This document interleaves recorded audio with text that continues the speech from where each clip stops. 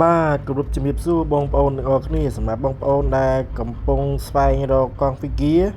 ឲ្យកូនប្អូនឬក៏ក្មួយថ្ងៃនេះខ្ញុំសូមណែនាំកង់ brand Milisco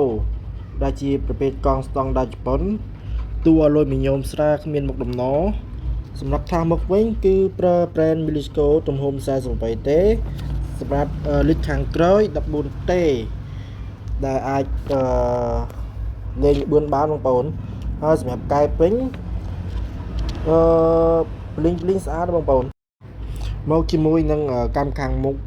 3ហើយសម្រាប់កង់នេះគឺប្រើផ្ដាំងទាំងអស់បងប្អូនផ្ដាំងទាំងមុខទាំងក្រោយទាំងដុំកណ្ដាលប្រើផ្ដាំងជារអិលស្រួលបងប្អូនបាទនិយាយពីតម្លៃវិញបងប្អូនរឹតតែពិសេសទៀតត្រឹមតែ225បងប្អូនតែគុណភាពមិនចាញ់ TCU ណាមីបានបងប្អូនអរគុណ